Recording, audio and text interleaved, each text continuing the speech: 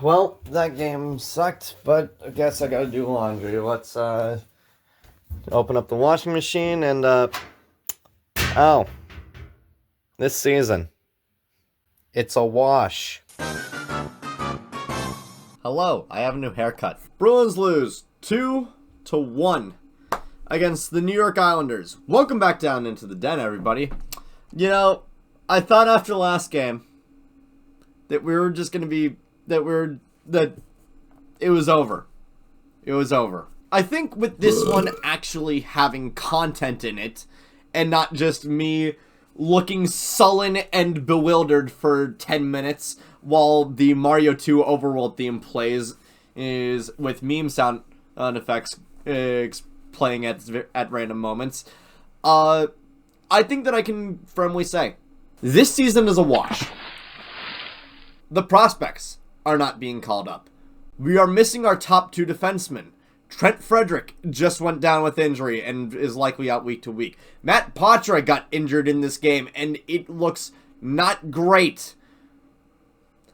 And the front office fired a head coach that ultimately was the surrogate for their problems less than a quarter of the way into the season. If you still have expectations for the Bruins right now, drop them. But before we get into how much of a mess this season is, I need you all to like, comment, share, and subscribe. We're almost at 100 subscribers, and I still have some big plans for this channel that I'm making sure that I make good on. So stick around. We're gonna be having a great time here. A sure better time than the Bruins this season. Holy crap. I'll actually pinpoint to you the exact moment when I knew that the Bruins were going to lose this game. When they cut Oliver Wahlstrom after leading morning stretching. I've made my frustrations with Wahlstrom very well known. To cut him the day that he leads morning stretch, that's really weird. And it leads me to one of two conclusions. One of which is charitable, the other one is not. The more charitable understanding is that the players knew that Wahlstrom was not going to last this game. And they wanted to give him a symbolic showcase of appreciation by letting him lead morning stretch before getting cut. You don this logo, you're one of us. You're one of us, and we appreciate everything that you've done. That's the more charitable interpretation of this. The less charitable one is simply just the fact that Don Sweeney decided to drop a player to waivers on the morning that he is leading morning stretch for a game against his former team. I want to give this team the benefit of the doubt, but I think it's going more towards the latter. But how was this game? It was typical Bruins versus Islanders affair. The Bruins get a whole slew of high danger chances. They even score a goal off of one. Pastrnak extending his point streak to 16 games. Insane streak, by the way. But the Bruins get a whole bunch of high danger chances and capitalize on basically none of them. The Islanders play very low to the ground, very stalwart defense, and in terms of offense, they don't put up much, but they are efficient. They scored their 2 goals before they even had 10 shots in goal. It took us almost 35 to score our first goal of the game, and our only goal of the game. I've heard some people saying that, like, oh, the Bruins are decent. The Bruins just keep getting goalied. That's not what this is. Saying, oh, the Bruins got goalied needs to die. Saying that your team got goalied implies that your team has the offensive firepower to where your opposing team's goalie needs to be insane in order for them to win.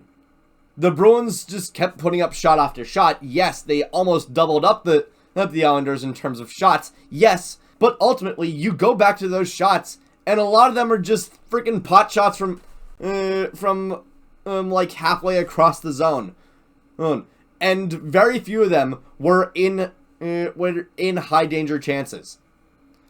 And even when they were in high danger chances, they couldn't capitalize.